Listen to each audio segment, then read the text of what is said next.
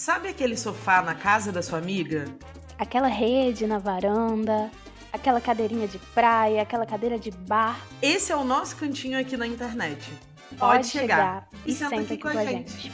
Si te quieres divertir con encanto y con primor. E aí, sentadinhas, voltamos! Oi, meus amores, estamos de volta para mais um. E antes de começar as nossas confabulações maravilhosas, a gente tem aqueles recadinhos de praxe. O primeiro Sim. deles é que a gente agora tem uma campanha no Apoia-se. Olha que delícia! Então você agora pode entrar lá no apoia.se/Senta Aqui Podcast e deixar o seu apoio por um valor de um refri. Olha que coisa maravilhosa. Estamos Você pode apoiar. baratinhas. Estamos baratinhas. Você pode apoiar o crescimento do Senta, que é esse espaço que a gente ama, para que a gente possa melhorar cada vez mais nosso conteúdo, para que daqui a um tempinho a gente fique mais livre, né? A gente possa contratar gente para nos ajudar e a gente possa ficar mais livre para criar coisinhas maravilhosas para vocês. Sim, inclusive eu acho que a gente pode nesse episódio fazer um grandíssimo agradecimento às sentadinhas que já estão nos apoiando. A gente ficou muito, muito, muito, muito, muito feliz. A gente vibra e dá pulinhos a cada vez que a gente recebe um e-mail de apoio e a gente agradece muito esse carinho, esse comprometimento, essa confiança nesse projeto que é nosso, né? Não é algo meu e da Morena, é uma coisa que a gente está fazendo em conjunto com vocês e isso é muito, muito, muito importante pra gente.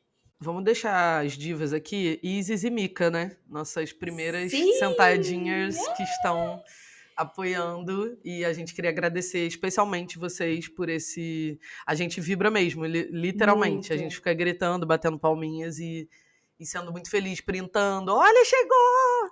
E aí a gente fica, tipo, vibrando de muita felicidade quando vocês chegam junto, porque é sinal de que realmente isso daqui faz sentido não só pra gente, mas faz também Sim. sentido pra vocês.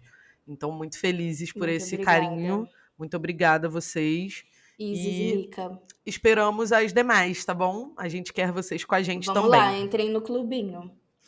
Bom, além desse recadinho, vocês já sabem que a gente recebe cartinhas, depoimentos ou questões que vocês queiram que a gente discuta por aqui, perguntas, lá pelo nosso e-mail, sentaaquipodcast@gmail.com, e estamos nas redes sociais, @sentaaquicast no Instagram. É isso, né, amiga?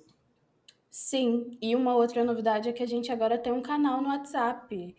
Um canal onde estamos compartilhando várias coisinhas, um conteúdo bem exclusivo que a gente não tem compartilhado em outros lugares. Mas a gente tem dividido um pouco com vocês da nossa rotina, de coisas que a gente tem feito, um pouco de bastidores também. Então é só buscar lá na pesquisa dos canais do WhatsApp, Senta Aqui Podcast, que a gente está por lá. E nas nossas redes sociais, lá no Instagram, a gente deixou o link também.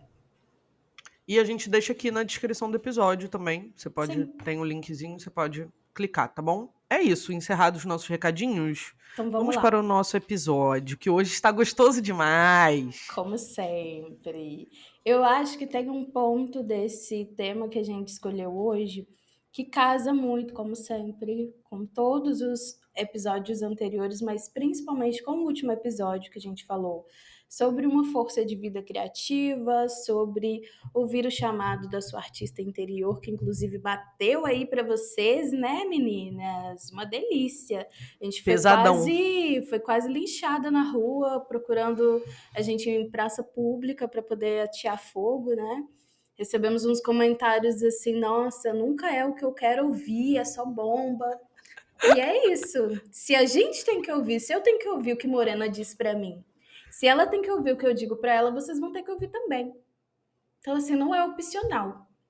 Lamento. E infelizmente a gente tá aqui para falar o que a gente não quer ouvir, tá? Ai, Porque se for para falar o que a gente quer ouvir, a gente abre o TikTok e fica rolando É sobre. Inclusive, esse assunto de hoje, eu acho que é um assunto muito que a galera do TikTok usa para amaciar ego alheio. Que é um disclaimer que eu já quero fazer sobre esse tema, que é a sensibilidade. A gente quer falar sobre a sensibilidade, mas eu não quero que isso entre num lugar de ai, como eu sou sensível, e aí por isso eu vivo muitas mazelas, e isso, sabe, assim, uma coisa meio alecrim dourado. Não acho que é por aí. Eu acho que é uma coisa meio prefeitura da coitadolândia, né? Eu É um acho. pouco. São Então dois papos que me irritam. não é a nossa vibe. É a coisa de sou sensível e o negócio de sou intensa. Ai, gente, sou intensa tão 2015. Eu acho É muito muito ultrapassado, é cafona, muito né? over, é É muito muito cafona. cafona. Eu não gosto. Já me leva para aqueles escritores Falta bom homens senso, de sabe? Facebook em 2015, que aí escrevem sobre mulheres, o que eles acham que são as Não, e mulheres. compartilha frases do Bukowski, assim, nada contra o Ai, Bukowski, mas assim, tudo contra o os fã-clube que se seguidores, formou. eu tenho Mas tudo contra. assim, sabe, eu acho que não é nessa vibe, porque aí, pra mim, entra nesse lugar que eu já falei aqui algumas vezes.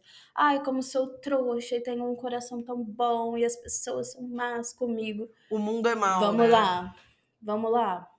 Mas eu acho que tem um ponto da sensibilidade que a gente quer trazer, que é tirar essa carga como se a sensibilidade fosse só um defeito, uma coisa ruim, uma coisa a você melhorar, consertar, não sei. Até a dosimetria da sensibilidade. Ah, eu sou sensível demais, ou eu não sou sensível, eu sou uma pessoa insensível. É, Eu tenho questões com isso. Geralmente, pessoas que são insensíveis para um lado são sensíveis de uma maneira diferente para o outro. E aí a sensibilidade, ela se distribui na nossa vida também de formas diferentes e de acordo com aquilo que a gente consegue bancar, né? Consegue sustentar. Então, às vezes, numa área da vida a gente é bastante sensível, numa outra a gente é mais endurecido, e a gente vai indo e descobrindo essas coisas. E também acho que muito importante, um ponto que eu queria trazer logo de início é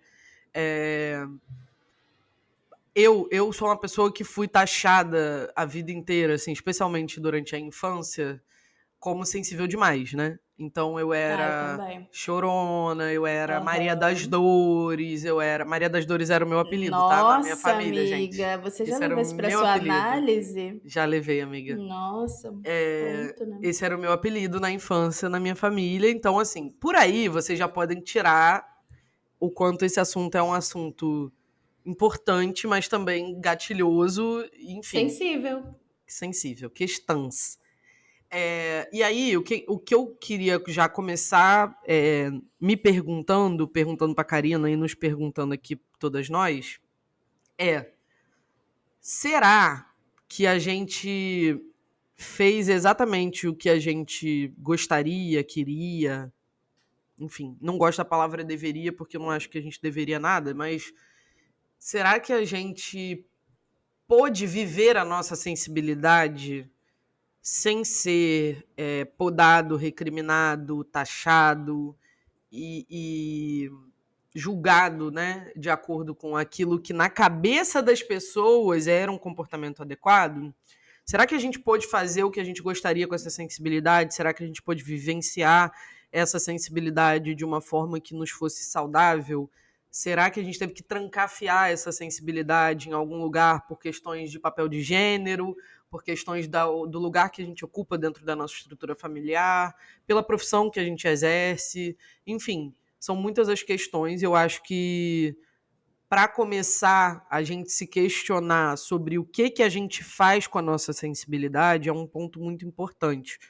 Porque, falando aí em primeira pessoa, quando você é taxado muito cedo de ser uma pessoa sensível demais, você vai passar a sua vida tentando sufocar essa sensibilidade. E aí, o que acontece quando você tenta sufocar a sua sensibilidade? Ela vai se manifestar de outras formas e muitas vezes de uma forma sombria, negativa, ela vai se tornar doença, ela vai para uma outra forma de se expressar, ela não vai desaparecer.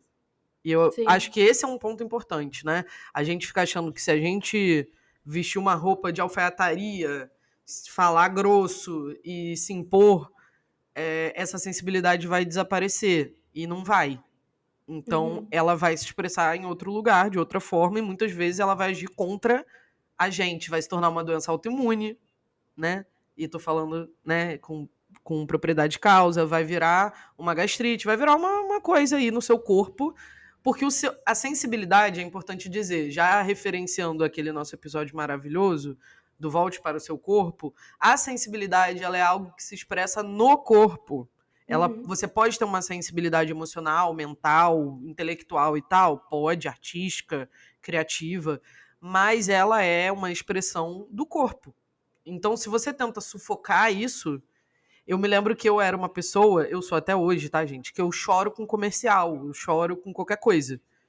Eu olho pra uma coisa, aquilo me emociona, eu choro. E eu, hoje, sou uma pessoa adulta que sufoca isso. Eu consigo trancar o choro. Então, isso não é uma coisa que me fez bem, assim. Isso é uma parada que me destruiu. Essa semana eu tô vivendo uma semana difícil, aí a minha TO virou pra mim e falou assim, você precisa... Ela falou pra mim isso ontem. Você precisa marcar um horário na sua agenda pra chorar. Não ironicamente. E aí eu não chorei. Sabe o que aconteceu? 3 dias com enxaqueca. Porque eu segurei a emoção dentro da cabeça. E aí, tá doendo. Até agora eu tô com enxaqueca. A sensibilidade, ela precisa sair. E ela vai sair. Eu acho que é uma imagem mental que eu faço. É uma esponja cheia de água, assim. Vai sair por algum lugar. Por onde? Só Deus sabe. Mas, assim, ela não vai ficar confinada dentro. E eu acho que é um ponto muito interessante dessa pergunta que a Morena faz, porque tem um assim, limite, claro né, amiga? Não. Nossa capacidade de absorver tem um limite, né? Total. E assim, claro que não. Claro que a gente não teve espaço para viver a nossa sensibilidade plenamente. Porque a gente vive numa sociedade em que isso é absolutamente rechaçado. Né? Eu já contei aqui em outros episódios em tom de humor de Vitor Hugo, o garotinho da creche que cantava pra mim, eita mulher chorona, chora feito uma sanfona, né? Claro que era uma criança, Vitor Hugo jamais será esquecido, jamais será esquecido, eu vou achá-lo. E ele vai se arrepender. Ele é um personagem aqui no nosso... Ele tá no meu Death Note. Ele tá no meu livrinho da vingança. Eu vou achar você, Vitor Hugo. Não se preocupe, sua hora vai chegar. Mas eu acho que, assim, eu também era muito taxada de chorona, de que tudo eu chorava, né? Ninguém podia falar nada, ninguém pode falar nada que tudo você chora. Mas isso vai criando um senso pra gente de que isso é algo a não se fazer, né? De que isso é algo que... Porque, vamos lá, eu acho que eu sempre volto pro Freud, quando ele diz que no fim das contas, né, obviamente estou aqui fazendo uma tradução livre, mas que no fim das contas é tudo sobre ser amado. Qualquer coisa que a gente faça na vida, em algum lugar a gente está objetivando se sentir amado, ser amado. E aí quando você cresce sendo essa pessoa que chora muito por tudo, que é sensível, que sente, né? E isso vai sendo dito principalmente por adultos, que não é uma coisa legal, que é uma coisa que você tem que parar, que, né, você vai sendo punido por aquilo. Cria-se uma equação muito inconsciente de que ser sensível é igual a não ser amado pelas pessoas. Porque se você está num momento de sensibilidade, que você está chorando, e que você esperava um acolhimento, um amparo, e o que vem é uma bronca, o que vem é um xingamento, o que vem é uma punição, logo, é uma equação que não fecha na conta do ser amado. Então a gente vai mesmo fazendo esse movimento de tentar ser cada vez menos sensível. Que no fim das contas, em alguns aspectos, por exemplo, esse exemplo que a Morena deu, de tentar não chorar com comercial. Tipo assim, que coisa absolutamente desnecessária. Não, desnecessária e assim... Qual é o problema? Contraprodutiva, amiga, porque assim, você tá dentro da sua casa com a televisão que você comprou, assistindo um comercial, amiga, às vezes até sozinha. Eu sei. Eu estou sozinha. E você não quer chorar, assim, é muita loucura, né, que colocam na nossa cabeça, porque a gente traz muito esse lugar do choro como algo que também está direcionado ao outro, né, porque o nosso choro vira um problema? Por que a nossa sensibilidade vira um problema? especialmente com crianças, porque existe um adulto ali que vai ter que dar conta de manejar a nossa sensibilidade, manejar o nosso choro. Só que a gente não é ensinado a isso, né? E principalmente gerações mais velhas, assim, não tinha muito espaço para isso, né? Quantas vezes a gente já viu teorias, né, de desenvolvimento infantil, de criação de crianças, que falavam para os pais deixar o bebê chorando sozinho até ele cansar, porque isso que era o certo. Tipo Treinamento de assim, sono, que você deixa a aham, criança chorando 3, 4 horas pra criança dormir. É o tal do abandono aprendido, né? É você ensinar uhum, a criança de que ela não será socorrida, assim, que ela pode chorar o quanto ela quiser, que ninguém virá. Né? Você ensinar isso para um bebê recém-nascido. Olha o nível de sim, loucura e maluquice, né?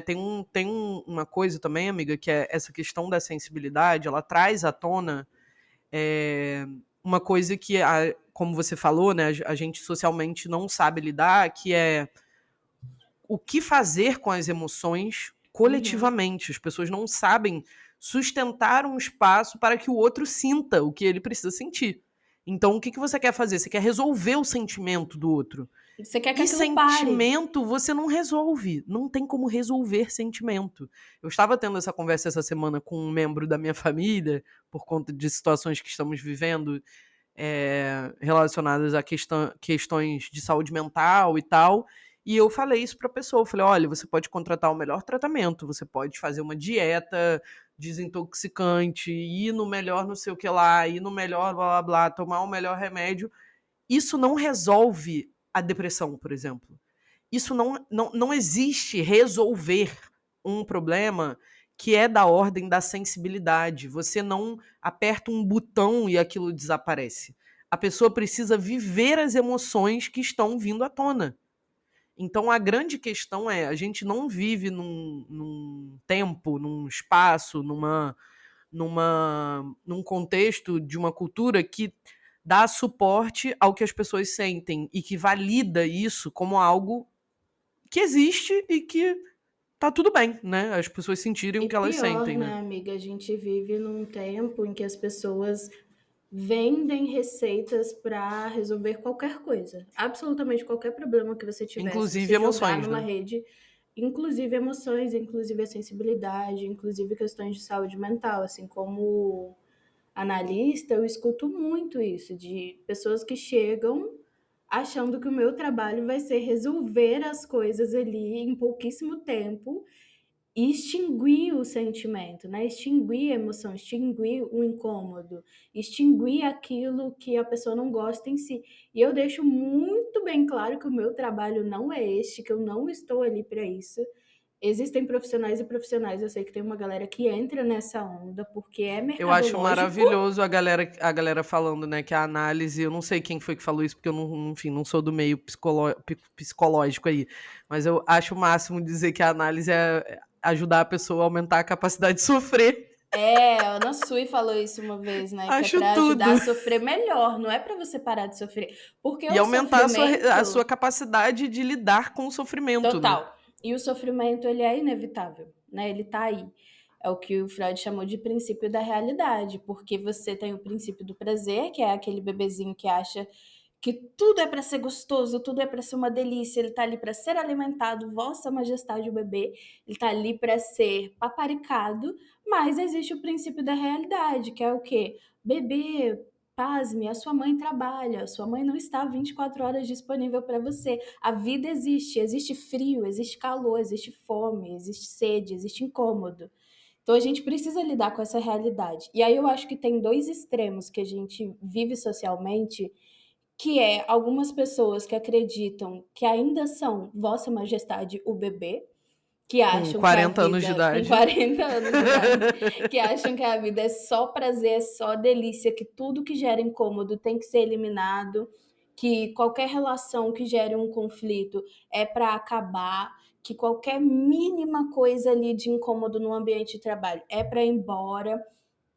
E fica um pouco nessa redoma, assim, se evitando o sofrimento a todo custo. E existe o outro extremo que socialmente a gente constrói, que você tem que dar conta de lidar com todos os sofrimentos, porque senão você é Nutella, porque se você não der conta de lidar com assédio moral no ambiente de trabalho, você é Engole e vai, mimizento, né? engole o choro, continua Burnout é andando, coisa porque a de vida é isso mesmo, é coisa de é gente coisa de gente fresca. fraca, é coisa de gente fresca. Só que eu acho que nenhum desses dois extremos é uma escolha tão interessante para se viver e existir nesse planeta. Por quê? Eu vi um corte sobre isso no TikTok, era uma série, mas eu não vou lembrar qual série que é ela. Mas eu lembro que o vídeo foi da Raissa Castro, que é uma psicanalista que eu sigo, que era um corte que parecia que era uma sessão de terapia, não sei exatamente o que era, porque eu não conheço a série. Mas era um cara falando que, sei lá, tava falando alguma coisa e a mulher que tava ouvindo devolve pra ele assim: você quer viver uma vida com total liberdade pra fazer o que você quiser na hora que você quiser. Quem tem tanto poder assim? E aí ele responde: sei lá, o presidente? Aí ela fala: não, o bebê. E aí você vê o brilho do homem sumindo assim, porque ninguém tem tanto poder assim, além de um bebezinho. Né, Morena, que é mãe, pode falar muito melhor do que eu, que um bebê é um serzinho que tá ali achando que o mundo inteiro é ele, que ele é o mundo, que ele é a mãe, que tudo é ele. Né? Então, E esse assim, a natureza do corpo humano, ela é tão inteligente que quando você engravida, o corpo ele atiça mais os seus sentidos. Então, por exemplo, vou dar um exemplo do que aconteceu com a minha sensibilidade, que já é babado, sempre foi, durante minha gravidez. Eu sentia o cheiro do pai da minha filha no elevador. Eu sabia que ele estava chegando em casa porque eu sentia um determinado cheiro. Porque o elevador, Vindo quando do ele se elevador. mexe, ele sobe um ar, né? O ar se desloca dentro do Loucura. buraco do elevador. Então, quando ele superpoderes. entrava no elevador, o cheiro subia. E aí eu sentia de dentro do Mona. apartamento com a porta fechada. E aí eu sabia que ele tava chegando. Eu sentia cheiros assim, tipo, eu sentia o cheiro de fazer um suco de fruta. Ele ia ficar estragado amanhã, eu sentia o cheiro de estragado hoje. Eu fiquei um X-Men. O corpo humano, quando você tá grávida, assim, ele vira uma outra você coisa. desenvolve uma percepção extremamente aguçada. Por quê? Porque tudo aquilo que ameaça o corpo é animal, é o cheiro, é o ouvido, né? Eu acordava com ruídos que aconteciam no 3 andares acima do meu. Enfim, bizarro. Eu passei a ouvir... relatos de mães que escutam o bebê acordar sem o bebê ter feito nenhum barulho. Total. Aí eu era uma criança que acordava e ficava calada, quieta. Então, acontecia isso comigo. Eu passei a ouvir, depois da gravidez, a corrente elétrica dentro da parede, na tomada. Mona. Então, assim, enlouquecedor, né? E isso não voltou. Em algumas pessoas, isso volta ao normal. No meu caso, algumas coisas voltaram, outras coisas não. Eu não sinto mais o cheiro de alguém subindo no elevador. Mas, assim, essa parada da corrente elétrica, outras coisas, o meu corpo não desligou. Por quê? Porque você precisa garantir a sobrevivência de um serzinho que é absolutamente frágil. E tem uma coisa da criança, que é isso que você estava falando, amiga, da criança...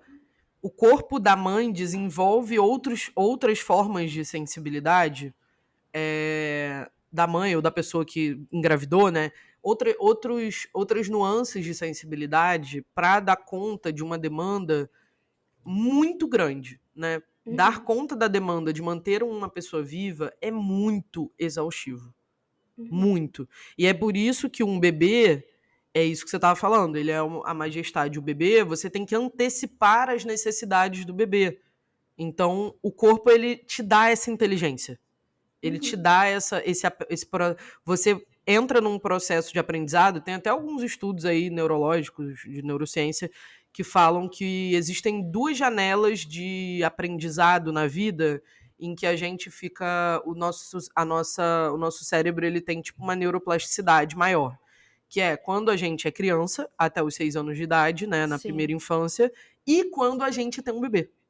Uhum. Essa janela de neuroplasticidade muito grande, né, do cérebro ser capaz de aprender coisas com uma facilidade e uma velocidade muito maior, só acontece nessas 2 etapas da vida. Então, por aí vocês podem Sim. entender que o nosso corpo ele realmente se adapta para antever, prever necessidades, e é o único momento da vida que isso acontece. Deixou de ser bebê, meus amores, acabou para você, tá?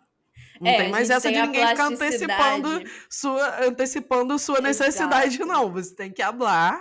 Depois que você desenvolve a linguagem, é seu papel hablar sobre as suas necessidades, né? Sim. E aí eu fico pensando tanto que a gente vai num ciclo muito repetitivo às vezes, né? Porque vamos lá, você é uma criança, aí você tem uma sensibilidade, aí um adulto te pune por essa sensibilidade, aí você cresce e bota outro ser humano no mundo, e aí esse ser humano demonstra uma sensibilidade que aperta exatamente na sua ferida de não ter conseguido lidar É com a sua exatamente assim. sensibilidade, e aí você não dá conta de manejar a sensibilidade da criança e vai indo nesse ciclo repetitivo de um jeito muito ruim. E vai escalonando, tá, gente? Quanto mais isso é reprimido numa linhagem familiar, mais sensível as pessoas vão vindo, tá? Mano. Tende a ser assim, por experiência própria. Eu tava pensando em algumas coisas no seu caso mesmo, de É alguns pontos babado. muito específicos que te batem na maternidade. É E babado, como a gente pessoal. vê isso muito claramente, né? E aí eu acho que é muito triste, sabe? O quanto que a gente pode ir reprimindo uma sensibilidade que pode gerar outras coisas muito incríveis, que aí era um ponto que eu queria entrar também. Eu lembrei muito da série Eu Nunca. Quem não assistiu Eu Nunca, inclusive Morena, que eu sei que não assistiu, Não assisti. é uma série muito, muito, muito boa que tem na Netflix. Eu adoro algumas séries de adolescentes que conseguem mostrar verdadeiros adolescentes. Eu fico muito chateada que as pessoas detestam personagens A adolescentes quase representação sempre. dos A adolescentes na mídia é representação tenebrosa, né? é tenebrosa, e principalmente quando é uma adolescente muito bem caracterizada, como é em Eu Nunca. Tipo assim, a Devi é a representação mais pura e mais próxima do que é realmente ser uma adolescente. E as pessoas detonam muito ela. Ela é muito amada também, mas tem gente que detona muito ela e tal. O que acontece com a Devi, pra dar um panorama assim da série, que não é spoiler, porque isso aparece já nos primeiros episódios.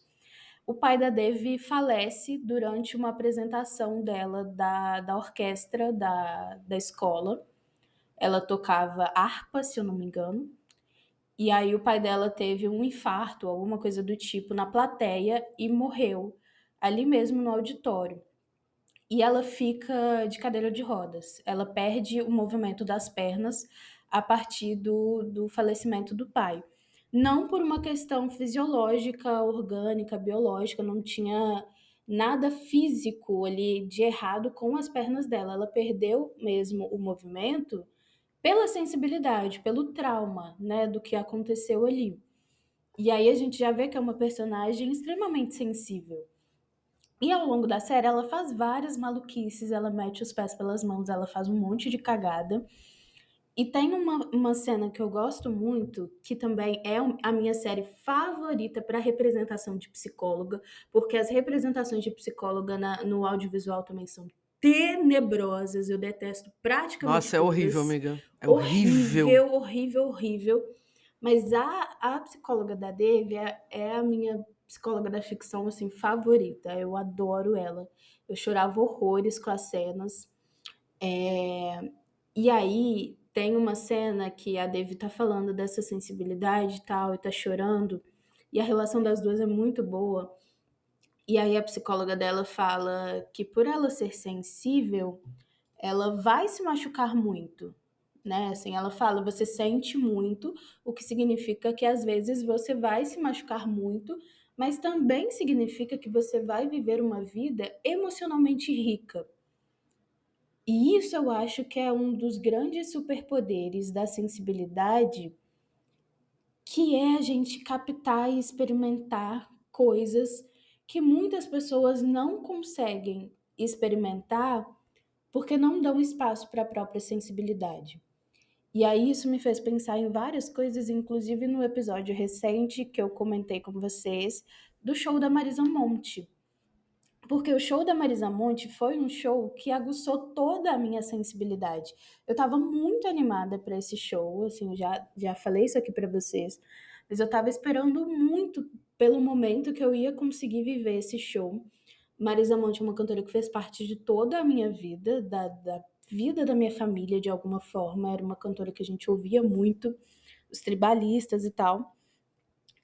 E aí, durante o show, eu me senti muito sensível. Eu senti que eu estava com o meu corpo completamente imerso naquilo ali, no show. Eu estava vendo ela muito de perto, então estava muito bonita. Eu estava escutando a música. Era um show com orquestra. Foi a primeira vez que eu vi um show com orquestra, então também eram muitos sons, assim. Eu chorei em vários momentos do show, eu sorri o show inteiro, eu fiquei até com as bochechas doendo, assim, de tanto que eu fiquei sorrindo. E foi um momento que eu fiquei muito, muito grata por ter a sensibilidade de estar num lugar e experimentar todas as emoções que aquilo podia me causar. Inclusive, raiva, ranço, porque tinha uma querida também lá na plateia que, meu Deus do céu, fiz inimigos durante o show também. Então, acho que tem esse lugar de que às vezes a gente coloca a sensibilidade nesse polo muito negativo, e eu acho que talvez tenha até um senso de proteção, talvez, desses adultos que tentam punir a gente por ser sensível, porque sabe que no mundo tem muito pouco espaço para a sensibilidade. Mas eu acho uma tristeza porque a gente perde a riqueza emocional da vida tentando não ser sensível. E aí a gente perde momentos que a gente podia se emocionar e lembrar desses momentos e guardar e registrar isso, porque a gente sabe, com base nos estudos, que a nossa memória ela faz uma captação maior de lembranças a partir da conexão emocional. Inclusive, eu detesto esse ponto de memória afetiva. Gente, toda memória é afetiva. Sim, criando memórias afetivas com meu filho. Redundância, né? Não, assim. A memória só existe pelo afeto, queridos. Amores. Se não te afetou, você não vai lembrar. Não. Claro que tem memórias e memórias. Por exemplo, a gente tem uma memória que é a memória de trabalho, que não necessariamente você tem um afetamento, mas que tem um ponto ali que gruda. E aí, às vezes, as pessoas fazem vídeo, tipo, criando memória afetiva com meu filho. Aí encheu a sala de areia e o que o seu filho vai lembrar mesmo é de um dia específico que você deu banho nele de um certo jeito e brincou. Porque não é assim que funciona, não é você que escolhe qual memória vai ser afetiva para o seu filho. Talvez ele nem vai lembrar que você encheu a sala de areia para poder assistir Moana. Nossa, eu Entendeu? tenho pavor desses conteúdos, cara. Eu também, porque é uma coisa Porque muito é um negócio desnecessária. megalomaníaco. Completamente louco. E pra mim é o anticristo da sensibilidade. Porque a Com sensibilidade não tem nada a ver com eventos e produções megalomaníacas, especialmente na infância. As crianças não ligam. Você dá o puta presente, a criança gosta da caixa. Sim. Entendeu? Assim, e é uma coisa não que faz sentido é muito isso. mais, obviamente. É pro né? TikTok. Vamos falar, é pro TikTok. É pra você ganhar performance. like, é performance. E aí, Porque, gente, inclusive, performance aqui, do outro lado, 500 quilômetros de distância, sensibilidade. Performance e sensibilidade não se comunicam. Não leva em consideração a criança. Não leva em consideração o contexto, o que é importante para a criança. Sabe assim? Eu sei que eu era uma criança muito, muito chorona. Então eu lembro de vários episódios. Por exemplo, quando a minha mãe... O meu sonho quando eu era criança, e eu acredito que muitas pessoas que cresceram nos anos 2000, era ir no McDonald's. Era o meu grande sonho, comer um McLanche feliz, ganhar um brinquedinho. Era o meu sonho, bem midiático, capitalista e afins. E aí, a primeira vez que a minha mãe conseguiu me levar, eu acho que eu já tinha uns 10, sei lá, por aí. E eu chorei. A gente no McDonald's. Eu comecei a chorar, eu fiquei muito emocionada que a minha mãe tinha conseguido me levar para comer um McLanche feliz, que era meu sonho. Eu era igualzinha aquela menina do TikTok, era meu sonho.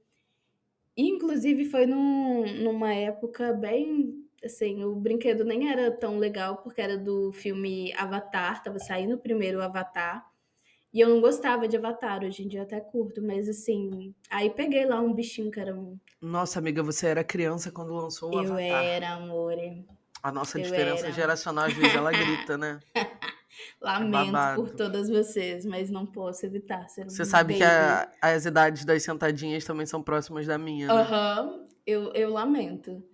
Então, assim, O boneco na minha época, o Mickey. O boneco na época da Karina, o o Avatar. Avatar.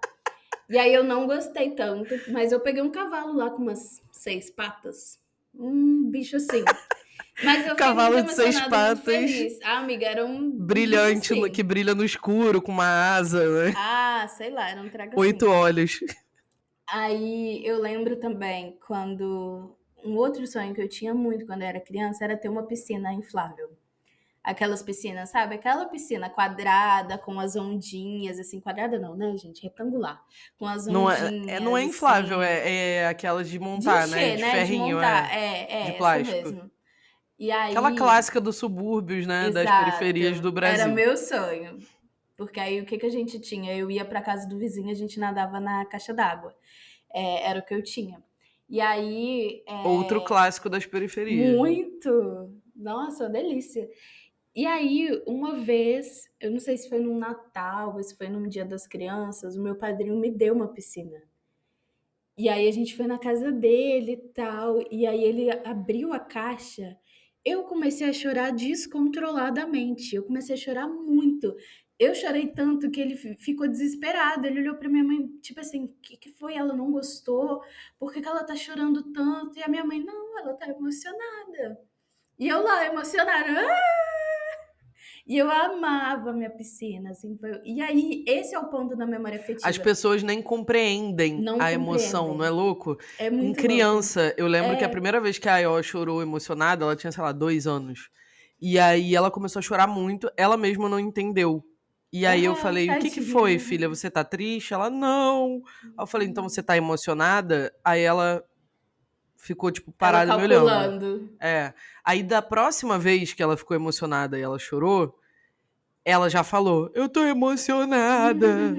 Então é muito engraçado, porque ela chora também. E às vezes não aconteceu nada. Eu só teve um dia que eu sentei com ela na cama antes de dormir, e aí eu falei várias coisas pra ela.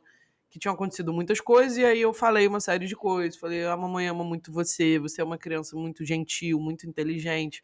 Falei várias coisas, e aí no final ela começou a chorar. Eu falei, filha, tá tudo bem? Ela, tá, eu tô emocionada. Aí me abraçou e ficou Eu chorando. era exatamente essa criança. Eu chorava As muito quando pessoas minha mãe não fazia essas conseguem coisas. dar Não. palavras pra criança para que ela entenda o que tá acontecendo Uhum. no emocional, né? Não, e total. E quando eu e a Ion nos conhecemos, teve esse fatídico momento, né? De quando eu fui embora. E eu fui embora chorando e deixei a Ion chorando E ela em odeia casa. despedidas, ela É, odeia se despedir das pessoas. Quando ela era menor, ela não se despedia, ela virava as costas e ia embora. E ia chorar no cantinho. tadinho. Hoje em dia ela já consegue se despedir, mas ela chora do mesmo jeito. E E aí é rolou muito esse bom. momento, né? Todo mundo Rolou. chorando. É. Ainda teve o outro momento, né? Depois de um tempo que eu já tinha vindo embora, que ela pediu o colar que eu dei pra ela. E aí ela falou pra Morena: ai, porque aí eu vou sentir ela pertinho de mim. Gente, Ela é 5 essa criança, anos. gente. 5 anos. É muito bom. Então eu lembro desses momentos. Aí esse é o ponto da memória afetiva pra mim, porque eu lembro muito pouco de efetivamente nadar na piscina. Tipo assim, memórias na piscina, eu lembro algumas coisas, mas eu não tenho grandes memórias na piscina. Mas eu lembro com riqueza de detalhes desse dia que eu ganhei a piscina e fiquei muito emocionada. Eu lembro que eu chorava toda vez que era meu aniversário, e aí eu dava o primeiro pedaço do bolo, eu caía no choro, porque eventualmente eu dava ou para minha prima, que era minha pessoa favorita no mundo, ou para minha mãe, e aí eu me emocionava. Tipo, dei o primeiro pedaço do bolo. Então tem esses momentos que são muito ricos, e aí eu lembro desses dias, eu lembro desses eventos, eu lembro desses momentos. E eu sei que tinha um ponto em que eu era muito punida também, né, por chorar, por me emocionar, isso era castrado de alguma forma.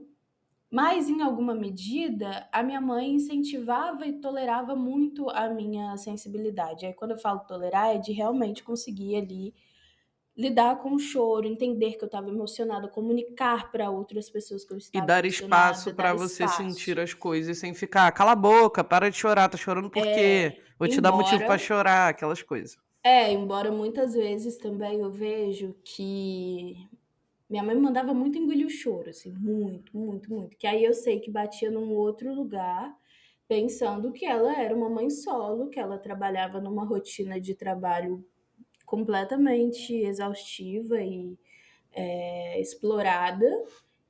Então, muitas vezes ela chegava cansada e a minha sensibilidade virava um problema, porque aí a minha sensibilidade era uma outra demanda. E eu não tenho a menor ideia de como isso deve ser para uma pessoa tentando criar um outro ser humano e dar conta das contas É sozinha, lidar babado. com mais essa demanda.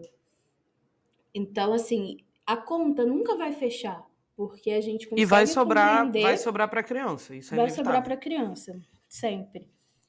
E aí eu acho que quando a gente cresce, é todo um processo de você entender, e muita gente eu acho que não passa assim, porque se a gente observa as pessoas ao redor, eu tenho hoje muitas relações em que há espaço para a gente falar dessas coisas, né? Eu e Morena, a gente conversa muito sobre esse tipo de coisa.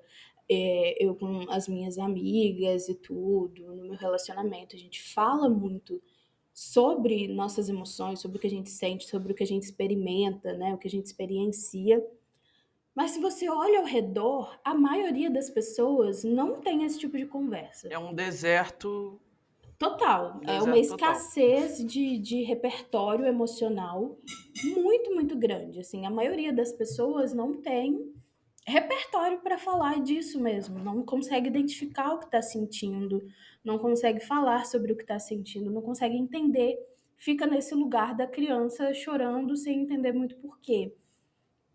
E aí eu acho que quando a gente vira adulto e consegue ter vazão para essa sensibilidade, sei lá, se você se conecta com algum tipo de arte, se você tem algo ali que nutre a sua alma, algo que te conecta com o mundo, isso vai dando espaço para uma sensibilidade. Acho que não só a arte, mas até espiritualidade, uma religião, uma coisa que você é fã, algo que você ama e que isso vai te conectando, a gente consegue ir construindo caminhos para viver essa sensibilidade e dar espaço para isso. Mas eu sinto que a maioria das pessoas não, porque eu acho que entra de novo naquele espiral de você tem que sobreviver, você tem que trabalhar, tem que pagar suas contas e fazer o que tem que ser feito, então isso fica de escanteio. E aí tem um ponto que eu queria trazer, amiga, complementando isso que você falou, que é o seguinte: no episódio passado a gente falou sobre essa questão artística e tal, e sobre como a gente, obviamente, né, vive num mundo que não tem nenhum interesse, né, que a gente seja sensível, criativo e etc.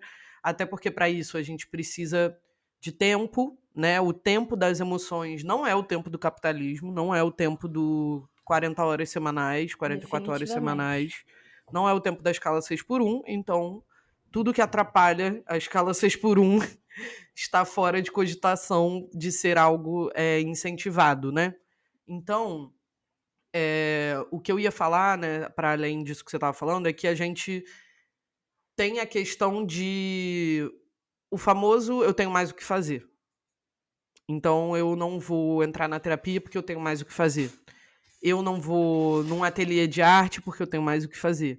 Eu não vou num museu que é gratuito, né? Já que muitas vezes a gente coloca a barreira e ela existe, né? Não é porque a gente Sim, inventa, né? Ela existe, ela é fato, né? Econômica, social, né? Da gente não ter grana para se deslocar muitas vezes, para chegar num lugar para se alimentar, enfim. Mas tendo uma programação gratuita, isso se torna um pouco mais acessível.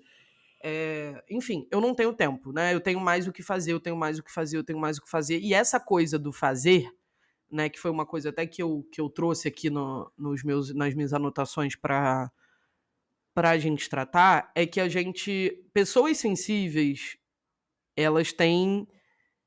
e aí, pessoas sensíveis é quase que uma redundância, né? Porque toda pessoa foi planejada, né? Foi criada para ser sensível. Umas mais, outras menos, mas todos nós temos sensibilidade.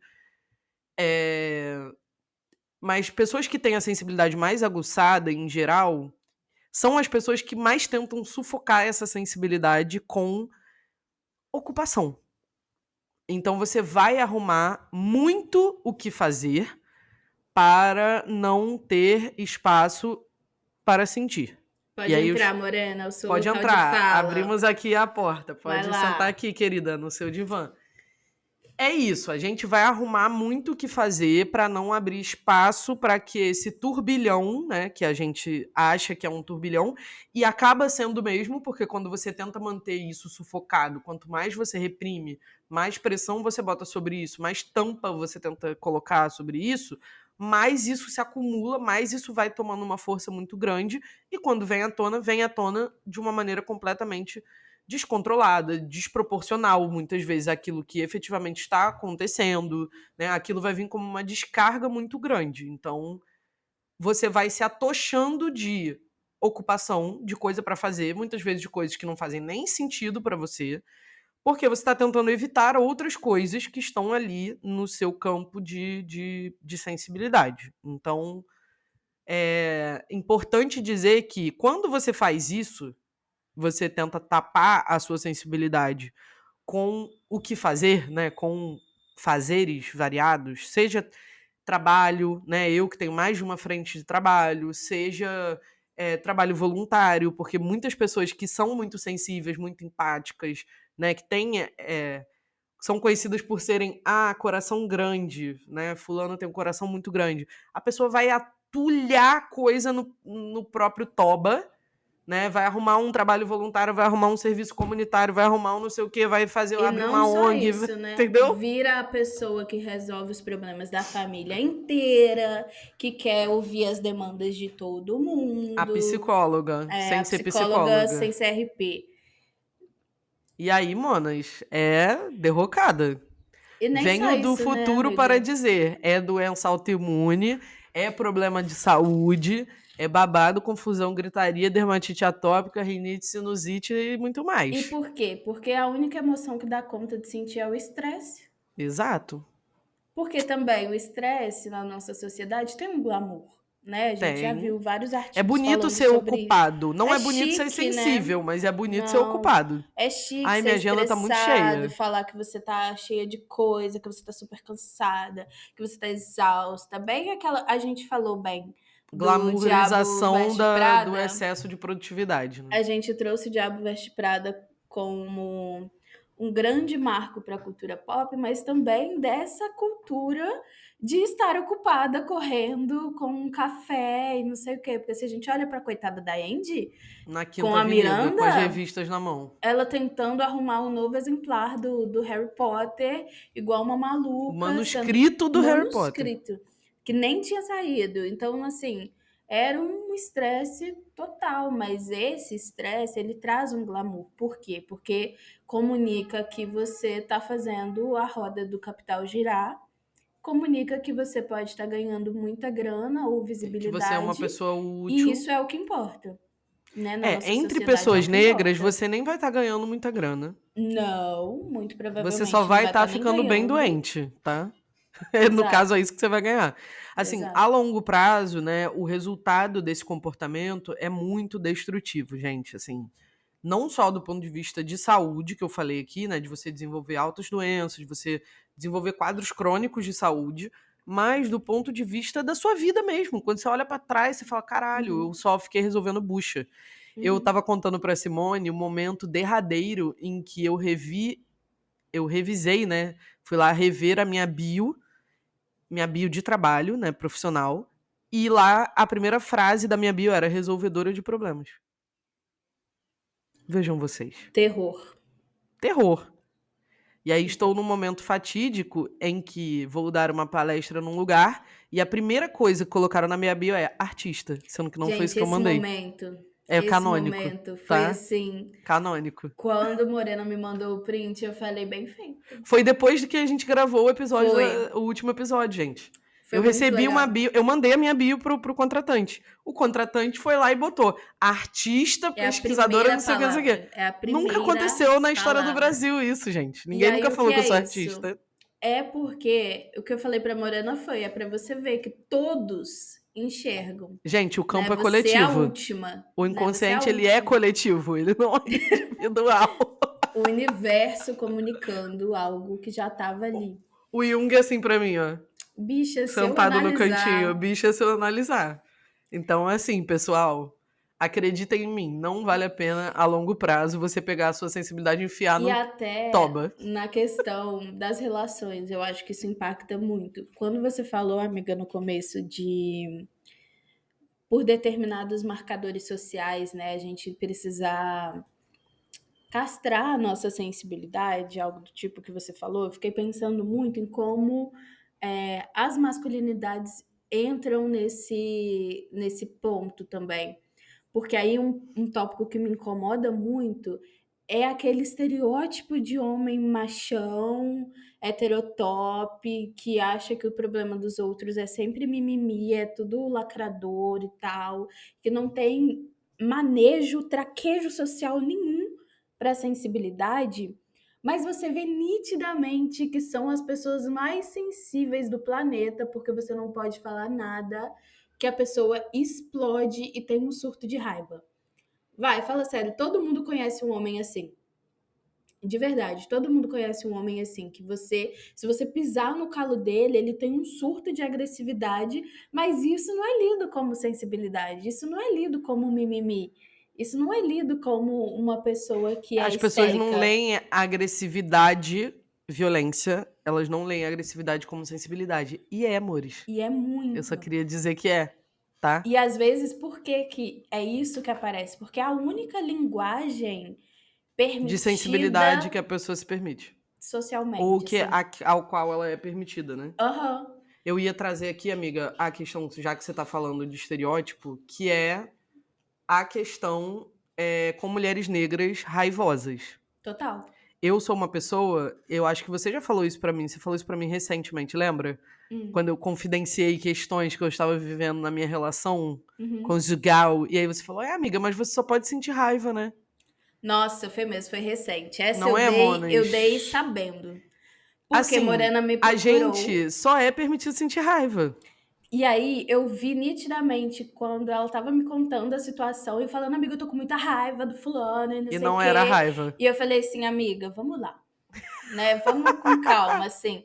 Ok, tá acontecendo essa situação que vai demandar de você um suporte, mas vamos pensar também que você não está com raiva. Eu entendo aonde está a raiva, Mas tudo mas vai você para a tá raiva. chateada, você tá magoada, você tá preocupada, porque você entra muito rápido numa espiral de chamar tudo de raiva, porque é a única coisa que você se permite sentir. E aí eu tive que fazer com a Morena igualzinho ela fez com a Ió. Igualzinho, porque às vezes é a linguagem que a gente é minimamente Ensinado. permitida socialmente ou incentivada a sentir. E a Morena tem esse traço, né? Essa tendência de tenho. levar as Tudo coisas é muito raiva. pra raiva. Tudo é raiva, tudo é raiva, tudo é raiva. Por quê? Porque ela não se permite E aí, chorar. até porque, que né? ponto toda essa raiva, todo esse estresse também, porque eu também sou uma pessoa muito conhecida como estressada, porque é isso, eu não podia ser a Maria das Dores. Aham. E aí, o que eu fiz? Eu fui pro outro oposto. Eu era uma criança que batia nos garotos. Eu era uma menina que batia nos meninos. Porque é isso, eu não podia ser sensível. Se eu fosse sensível, eu ia ser engolida. E realmente eu ia. Isso daí não é mentira, né? Mas eu tive uma criação numa casa em que a sensibilidade, ela era mal-vinda. Não era uma coisa... Era aquela história do, se você apanhar, você vai chegar em casa e vai apanhar de novo. Persona E vai não ter que grata. voltar lá pra bater em alguém, né? Então eu fui criada nessa toada. E aí, é muito fácil você desenvolver a linguagem da raiva, você desenvolver o lugar do estresse no seu cotidiano, tudo vira estresse. Tudo vira estresse. No meu corpo, fulano falou A, cortisol. Beltrano falou B, cortisol. Ah, caiu um dinheiro, cortisol. Gente, eu ganho dinheiro e eu fico estressada. Não tem poucas coisas na vida que me estressam mais. Eu vou falar isso, vocês vão achar que é ridículo. Tem poucas coisas na vida que me estressam mais do que entrar na minha conta bancária e ver dinheiro na minha conta bancária. Tá bom, questões, traumas, etc e tal, mas assim, eu fico angustiada com aquilo. Porque, primeiro, vai me batendo aquela sensação de que o dinheiro vai desaparecer, de que eu vou perder, e etc e tal, que também é trauma de pobreza, trauma de perdas, né, financeiras. Sim. Mas também tem um outro lugar que é esse lugar do tudo no meu corpo vira estresse. Uhum. Tudo, qualquer coisa, até coisas boas. E isso era uma coisa que eu ia comentar e que eu até tinha anotado aqui para falar, que é, se você quer sair desse lugar de tratar a sua sensibilidade como um defeito, de deixar de ser a mulher negra raivosa, o cara que bate nos outros, ou que grita, ou que fica puto por tudo, etc., você vai ter que abrir mão dessa identidade. E isso, meus amores. Vamos dar um segundinho aí pra você pensar sobre. Isso aí, meus amores. Porque é dedo no e gritaria, entendeu? Assim, é muito babadeiro. Porque essa semana tive uma sessão de terapia que aquilo não tem me poupado, como vocês bem sabem. E aí eu tava falando algumas coisas. Ai, não temos sido poupadas pelas divas, nem um pouco, Olha... Vou bloquear as duas. E pior, né? Porque Morena me deu a notícia que ela ainda tem falado de mim para a Simone. Eu falei. E eu também tenho falado de você pra Acla. Falei do seu TCC. Eu falei o título do seu TCC na minha sessão de terapia. Juro. De cabeça, tá, Mona? Nossa, que chique! Aqui nível chegamos. Ai, é muita loucura. Porque aí, um ponto também que eu tava falando pra Acla, e aí vou dividir com vocês, que quando eu comecei a estudar psicanálise, é um evento canônico, né?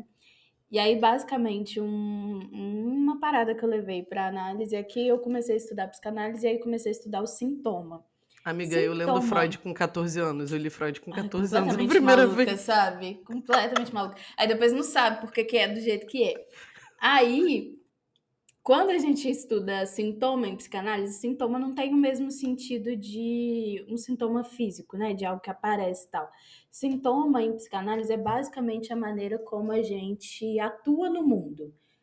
É o que você deu conta de fazer com o trauma ali da castração que acomete todos nós, que é quando a gente se depara com o princípio da realidade e com o fato de que todo mundo tem uma falta. E aí a gente cria um sintoma inconsciente que é como a gente vai se relacionar com essa realidade. O bebê falando, minha mãe foi trabalhar, né? Aquela coisa. Fudeu. É o Édipo que não se concretiza, né? Que a gente descobre que socialmente não é aceito. E aí tem uma trava. E aí quando você começa a estudar o sintoma em psicanálise, basicamente, a associação que eu fiz, é o que falei pra Acla também, não sei se isso estava escrito em algum lugar, se foi o que eu pensei, mas porque o sintoma, ele às vezes é muito claro para todos ao redor, menos para você. É uma relação muito Adão e Eva, quando eles comem a maçã e aí descobrem que estão pelados. Eles já estavam pelados, só que todo mundo via. Descobrir que todo mundo sabia que eles estavam pelados vira um babado. E aí eu comecei a sentir um constrangimento absurdo estudando psicanálise, porque eu pensei, porra, achei que eu tava disfarçando tão bem. Achei que eu tava arrasando, mentindo legal. Achei que eu tava arrasando. Minha performance... Achei que ninguém tava vendo, e aí descubro que as coisas estão muito óbvias. E aí falei isso pra Acla. E aí o que ela me deu de rajadão? Ela falou, mas que constrangimento é esse, né? Porque você, inclusive, tem um podcast onde você sai falando das suas coisas, dos seus sintomas. Então, o que tem em algumas coisas que você mostra, inclusive com orgulho? Juro. A identidade aí, ó. A identidade em torno do sintoma. a identidade em torno do Sintama. Porque realmente ela é muito babadeira, né? Porque realmente tem coisas que eu sei que são ruins, que podem ser destrutivas, que são coisas que são bem sintomáticas, mas que de alguma forma eu me orgulho sim. Porque E que eu uso o acho que é senso uma de humor forma assim. pra manter no Vocês lugar, sabem inclusive. bem, vocês escutam, entendeu? Então, eu fico pensando muito sobre essa identidade que a gente constrói, que ela traz também consigo ganho, né? Sempre tem um ganho. Sempre A tem. gente sempre tem um ganho. Você pode até achar que não, mas sempre vai ter algo que a gente está ganhando. E aí, um dos pontos que eu levei nessa sessão foi de a identidade da pessoa muito ocupada e que resolve todas as coisas, que foi uma que eu me agarrei assim Nossa, de um amiga. jeito muito destrutivo, assim, acabou comigo nos meus anos de graduação. Eu ainda não cheguei no questionamento dessa identidade. Amiga, assim, foi uma época que, para vocês terem noção, eu tomei ranço do WhatsApp. Assim, não era, ai, tipo, odeio o WhatsApp. Eu entrava no WhatsApp, eu ficava com ansiedade, eu começava a ficar estressada, porque eu recebia muitas mensagens das pessoas e eu achava que eu tinha que resolver todas as demandas dos outros e tal. Eu não conseguia ouvir áudio de WhatsApp. Eu Assim, eu tenho esse problema proibi. até hoje, Pois é, porque será, né? Eu por causa do meu proibi todas as trabalho. pessoas, No exato. meu trabalho, Pra mim era eu a usava faculdade. o celular, e eu era, tipo, canal de atendimento da população das cidades do Deus Rio de me livre. Janeiro. Nossa Senhora. Eu recebo mensagem até hoje, e aí eu Não, tenho que ficar amiga, terrível. redirecionando as pessoas. E as E pessoas aí mandavam até áudio de 10 hoje, minutos, amiga. e eu recebia áudios infinitos, áudios não solicitados, áudios sem nenhuma mensagem antes, sem eu saber quem estava mandando, áudios 3 horas da manhã, as pessoas não têm senso. E aí eu fiquei muito traumatizada. E aí acho que eu já comentei aqui para vocês, né, que nessa época eu passei a usar o Telegram para falar com o Alan. Eu só tinha o Alan no Telegram e eu guardava isso com o Alan é o maior bofe, segredo absurdo. É, meu noivo. pra quem E a chegou gente agora. só conversava por lá porque eu não dava conta de conversar no WhatsApp. E eu conversava com as minhas amigas pelo Instagram. E aí, recentemente Eu respondo até... muito mais rápido no Eu Instagram do que no sei. WhatsApp. Recentemente... Mas você eu respondo rápido, amiga. Tem pessoas que eu ignoro por semanas no WhatsApp. Recentemente eu recebi um áudio, inclusive, do meu amigo Davi, que é nosso ouvinte aqui do Center, me mandou um longo áudio de 6 minutos. Um beijo para Davi, Um porque eu também querido, ouvi o diva. áudio dele maravilhoso. Sim, muito bom. Eu acho que, inclusive, esse episódio vai bater nele, pensando nas questões que ele comentou no áudio sobre o evento canônico de você existir como exatamente quem você é no mundo.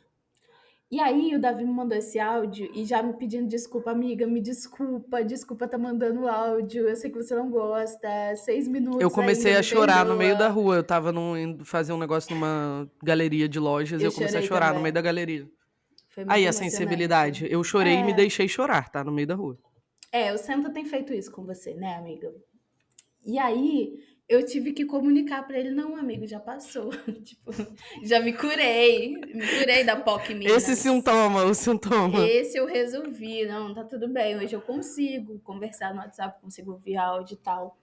Mas foi uma identidade que eu me agarrei muito fortemente. E aí, quando a Aquila me perguntou por quê, é porque tem um poder, né? Tem um poder ali em você ser a pessoa que resolve tudo. Tem um poder em você ser a pessoa muito ocupada. Tem um poder de você estar nessa posição de destaque que eu fiquei nesses anos, que eu podia ir para onde eu quisesse, assim, sendo muito, muito, muito honesta com vocês. Durante a graduação, eu poderia literalmente ir para a área que eu quisesse, porque todos os professores me queriam nos projetos, todas as pessoas queriam que eu estivesse ali trabalhando com elas, e foi uma experiência de estar nessa posição de destaque que eu nunca tinha vivido. Então eu me deslumbrei muito nessa posição e isso virou minha identidade, até eu perceber que eu estava adoecendo nessa posição. que eu Tcharam! tava deixando as minhas coisas completamente de lado. Que eu, inclusive, estava entrando em coisas que eu nem queria tanto, mas porque alguém me queria naquela posição, porque alguém me queria naquela área. E foi muito louco, porque quando eu me dei conta disso, foi quando eu entrei em análise, foi quando eu comecei a terapia com a Áquila. E foi assim, um boom. E o Davi, inclusive, foi uma peça fundamental nesse processo, e ele sabe disso, porque a gente teve muitas conversas a esse respeito, e foi o momento que tudo mudou para mim, que eu comecei a largar essa identidade.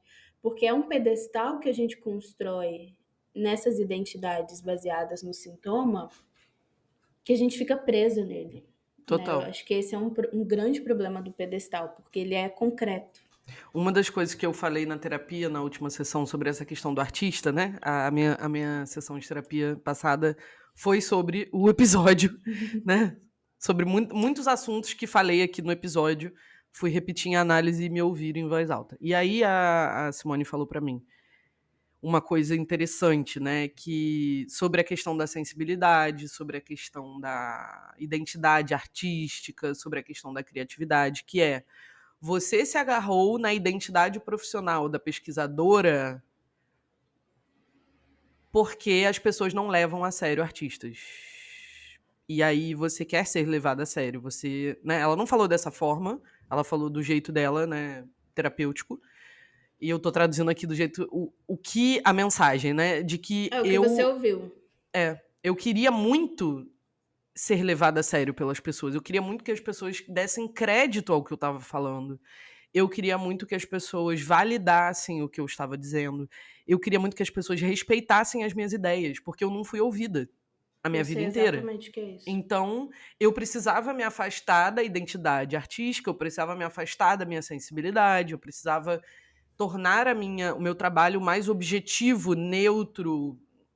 Essas maluquices da ciência ocidental, que nem a própria ciência ocidental acredita mais nisso em 2025, em alguns campos do conhecimento, e que a gente sabe que é uma balela, e assim, eu Porque a arte é perdi com isso. subjetiva, né? A arte é subjetiva, e a arte só pode nascer da conexão com a subjetividade. Então, se afastar disso foi um movimento intencional, mas que criou uma identidade profissional para mim frustrante, de absoluta frustração.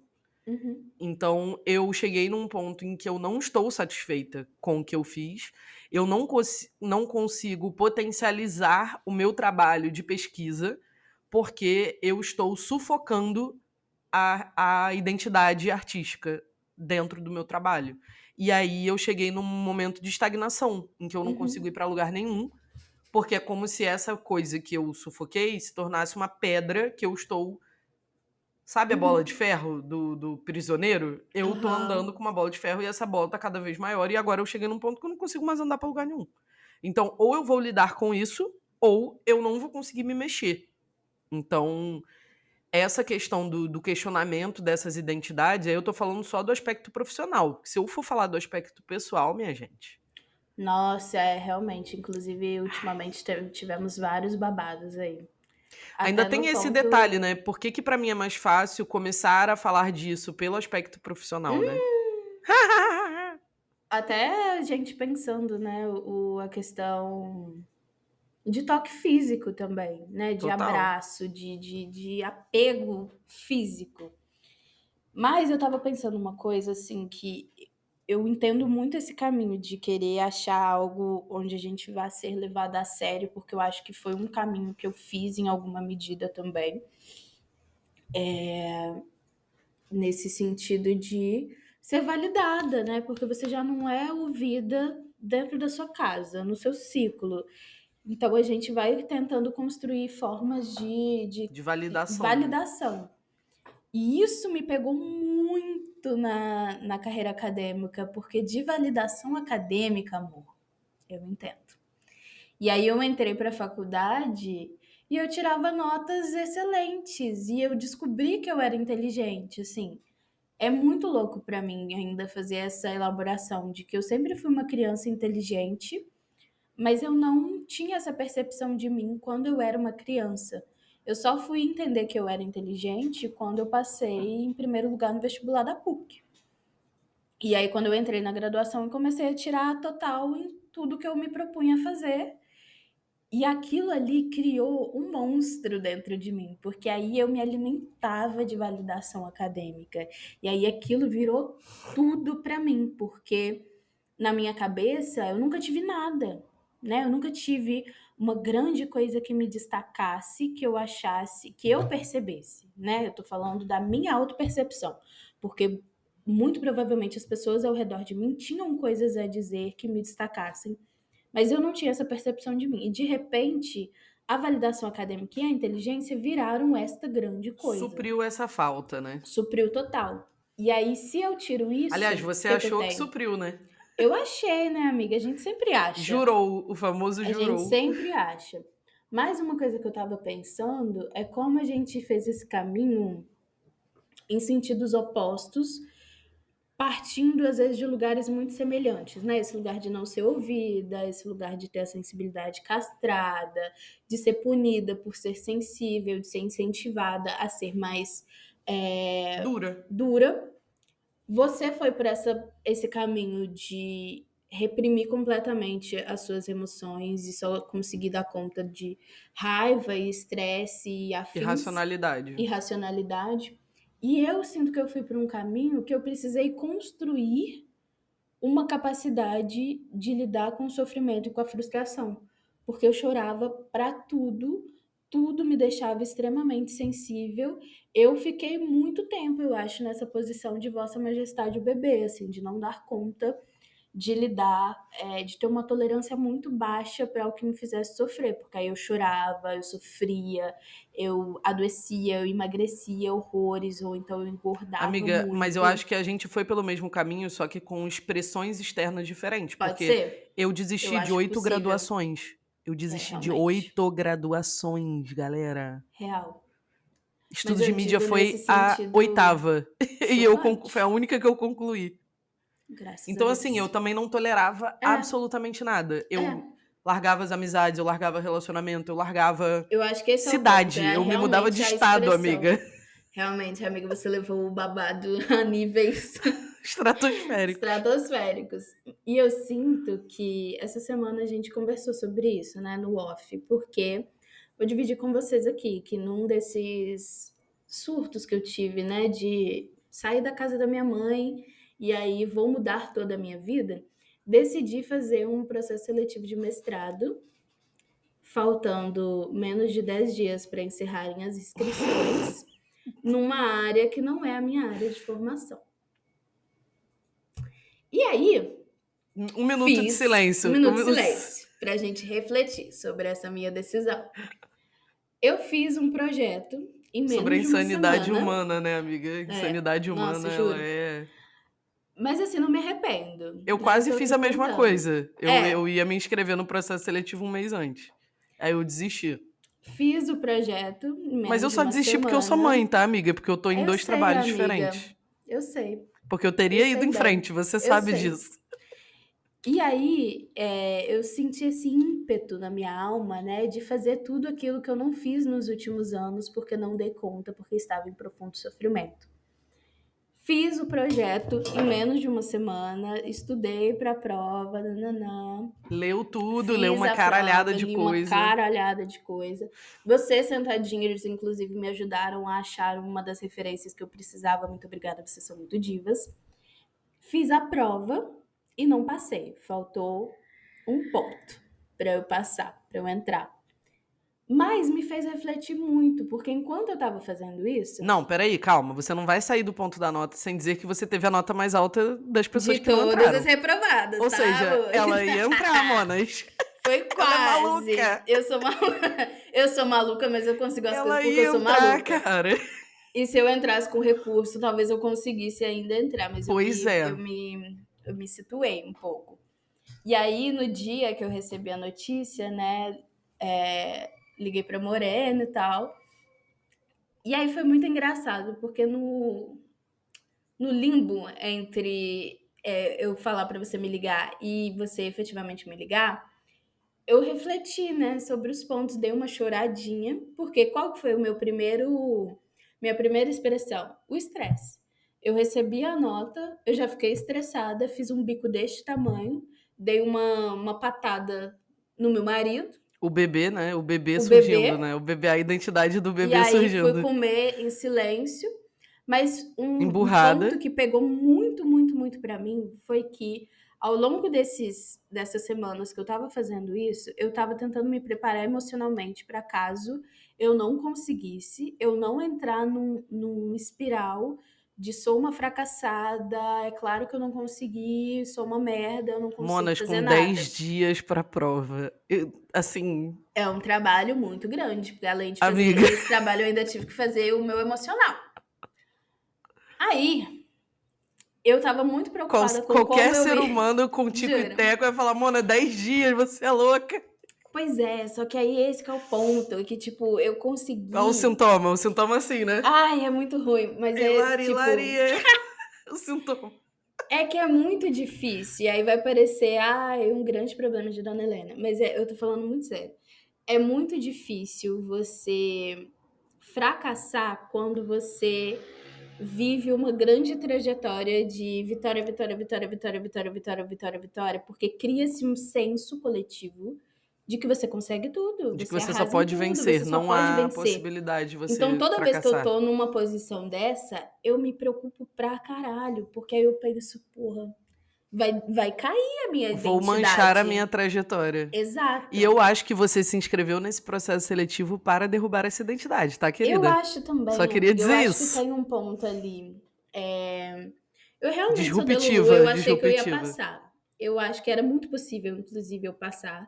Mas o seu inconsciente, ele tava Mas. discordando de você e ele tava falando, Total. querida, vamos derrubar isso aqui, já E aí o chega. que eu fiquei falando nessas últimas semanas foi: olha, gente, tá tudo bem, porque se eu passar, vou fazer um mestrado. Se eu não passar, não vou fazer um mestrado. Então também é ótimo. Vou ficar tranquila, né? Porque o mestrado é o quê? Um inferno pessoal que a gente puxa pra nós. E aí foi muito chocante que eu tive esse momento, né? De ficar com um bico de todo tamanho, dar uma patada no meu marido, ficar estressada. Aí quando eu falei pra Morena, porque aí eu não falei pra ninguém, quem me comunicou o resultado foi minha amiga Amanda, que ligou pra mim pra gente poder ver o Que resultado, foi a diva que fez que me tudo com você. ajudou em tudo, minha grande amiga. E aí, beleza, eu não falei pra mais ninguém. Aí falei pra Morena, e nesse tempo em que eu falei pra Morena, me veio alguns pensamentos de, porra, contei pra Deus e o mundo que eu tava fazendo esse processo seletivo. Agora, como vou contar para Deus e o mundo que não passei na prova? Veio esse pensamento. Mas uma das coisas que conversei com a Morena foi que não veio os pensamentos de sou uma grande fracassada, não veio uma coisa que me derrubou e me fez sentir absoluto constrangimento e vergonha de não ter conseguido É, porque você entrar se no inscreveu para não mestrado. passar, amiga. E você se inscreveu para Sim, derrubar a identidade da vitoriosa, sim, que é uma prisão que é uma prisão. desgraçada. É um Mas demônio. ao mesmo tempo, o ponto para mim é que eu consegui tolerar esse sofrimento de uma forma muito diferente. Porque o que eu lembrei com a Áquila é que a única nota ruim que eu tive nos 5 anos de faculdade foi uma nota no primeiro período, que eu tinha acabado de sair do ensino médio e achava que as coisas eram um grande morango, na matéria de História da Psicologia, que a professora, inclusive, é a minha orientadora do TCC, que é um grande amor da minha vida, que é a Madá. E eu tirei 6 numa prova valendo 30. No dia que eu recebi, eu chorei tanto, mas tanto, mas tanto. Eu faltei de aula no dia, porque ia ter comentários da prova. Eu não quis ir, porque eu fiquei morrendo de vergonha das pessoas saberem que eu tinha tirado aquela nota tão baixa. Eu não contei isso pra quase ninguém até o final da graduação, assim. Mas era muito difícil pra mim lidar com essa posição de não ter esse grande desempenho. E aí, uma das coisas que eu falei pra Akla, inclusive, é que eu sei que se isso é muito problemático da minha parte, eu sei disso. Mas eu sei que eu tô tranquila porque eu tirei 58,83, a nota mais alta entre os reprovados. Eu sei que eu tô muito mais tranquila com isso do que se eu tivesse entrado com 60, que é a nota mínima. eu tenho essa ciência muito tranquila de que se eu tivesse entrado, mas com a nota mínima, isso ia descaralhar a minha cabeça. Então, eu sinto que essa experiência para mim foi importante para eu inaugurar ou para eu concretizar essa conclusão, assim, de que eu estou conseguindo lidar de uma forma diferente com o meu erro, com o meu fracasso, com o que me constrange e com esse nível de sofrimento, que nunca foi fácil para mim. E aí, para mim, isso me deu uma grande satisfação de saber que eu consegui lidar com isso, passar por isso, sofrer, ficar triste e tal, mas ficar em paz também, porque eu sei que agora eu tô com o meu projeto pronto, eu consegui delimitar o problema de pesquisa que eu quero investigar e, inclusive, me fez repensar por que que eu estava procurando uma área que não é a minha, sendo que eu podia muito bem estar tentando um mestrado dentro da minha própria área e dentro, inclusive, da psicanálise. Mas a psicanálise faz o que comigo? Me tira desse lugar da validação acadêmica, no sentido de que a psicanálise também é muito subjetiva. E a psicanálise se sustenta no furo, na falta. E isso para mim é absolutamente desconfortável. Gostaram? Gostaram, amores? Bem-vindas ao meu inconsciente. Aí a gente Karina nessa conversa elaborou isso, falou sobre estou pensando aqui, fico na psicanálise, mencionou o Grada Quilomba. O que aconteceu comigo? Aí vou lá para a minha sessão de terapia. Um disclaimer sobre Grada Quilomba, porque talvez vocês não conheçam, mas eu espero que sim. Grada Quilomba. Não, olha só, peraí, amiga. Quem não conhece Grada Quilomba vai pausar este episódio, vai abrir o YouTube, vai botar Grada Quilomba e assistir o Roda Viva. Sim. Ponto. Aí depois você volta e ouve o resto. Aí depois você vai abrir a Amazon, digitar Memórias da Plantação, comprar e ler. Leitura obrigatória, de verdade, mudou minha vida. E eu conheci Grada Quilomba através da Bela Reis, quando ela leu Memórias da Plantação, e foi uma das grandes referências do meu TCC, inclusive. Grada Quilomba, muitas pessoas não sabem, mesmo quando conhecem ela pelo Memórias da Plantação. É uma diva que dorme no formol. Ela parece ter a nossa idade e ela tem quase 60 anos, tá? Nossa, realmente, né? É a dissertação de mestrado dela, que fala sobre raça e gênero. E aí muita gente não sabe que a Grada Quilomba é psicanalista. E que é teoria psicanalítica o trabalho dela. É teoria psicanalítica. As pessoas não sabem disso. É uma teoria psicanalítica de raça e gênero. E aí, Grada Quilomba é muito a minha diva pessoal, porque ela é uma mulher negra, ela é psicanalista, ela é artista, ela é pesquisadora, ela faz performances. Ela estava recentemente em Otim, aqui em Minas. Gente, ela teve uma Bienal em São Paulo com a arte dela. Assim, ela zerou o circuito artístico internacional. Ela é o meu império romano. Ela é, assim, a minha meta, sabe? Hashtag meta. E aí, o que acontece? Inclusive, eu ia falar de um vídeo de Grada Quilomba que está nos nossos salvos, amiga, verdade, porque a gente tem uma pastinha, né? Essa pastinha de salvos é famosa. Juro. Essa pastinha de salvos. E aí, nessa pastinha de salvos, tem um vídeo dela que ela fala: eu não sei tudo, eu não quero saber tudo, eu não quero ser convidada para tudo, eu não quero nada, eu não quero tudo, nada. Eu quero ficar na minha, fazer o meu, viver a minha vida e fazer o que faz sentido para mim. O dia que eu vi esse vídeo, ela, assim, falei, ela muda vidas. Eu preciso chegar nesse lugar aí que ela tá. E aí o ponto da Grada Quilomba que eu levantei é porque eu me percebo às vezes fugindo da psicanálise, porque ela me deixa muito desconfortável nesse lugar, mas pensando que a Grada Quilomba vive o meu sonho. Ela é psicanalista. E aí, vamos abrir aqui esse momento, amiga, porque a partir do momento que Karina falou de Grada Quilomba, minha mente se abriu. Por quê? Porque eu estou há pelo menos 2 anos tendo ideias de obras de artes visuais. E aí, eu vou anotando essas ideias e não faço absolutamente nada com isso. A gente, inclusive, já teve ideias de obras visuais juntas. A gente é muito maluca. E aí, o que acontece? Depois que Karina falou isso, eu estou com Memórias da plantação aqui, plantação. porque eu fiz o meu irmão comprar. Meu irmão começou a ler, gatilhou ele muito por conta de coisas que ele estava Faço vivendo. ideia. E aí ele parou e me emprestou. Então tá aqui comigo o livro. Você não tinha lido ainda? Eu não tinha lido. Eu tinha lido Ah, trechos é muito bom. em PDF, assim, eu Sei. resgatei o PDF em algum momento, li trechos, mas eu não li inteiro ainda. Eu Uhum. tô na metade, mais ou menos. E aí, o que acontece? Eu sou uma pessoa, gente, que se eu não tiver uma referência do que eu quero fazer, eu fico perdida, eu fico batendo cabeça. Me dê um modelo, meu amor, e eu vou Pronto. fazer até, sei lá, sei lá, Mona Lisa. Me dê um modelo. Me dê um modelo e eu vou brincar. Eu sem modelo, eu não sei viver, eu não sei fazer nada. Eu não sei ser um modelo. Então, a partir do momento que Karina mencionou Grada Quilomba, ela me deu um modelo, amores. Ela me deu um modelo de pesquisadora, Artista. primeiro artista, depois pesquisadora. E aí, ela tem um texto que aí Simone, a minha diva, minha terapeuta, falou na minha sessão. Falou, ó, tem um texto dela que eu vou te mandar, que ela ainda não me mandou, eu vou cobrar depois, porque aí eu posso recomendar para vocês também.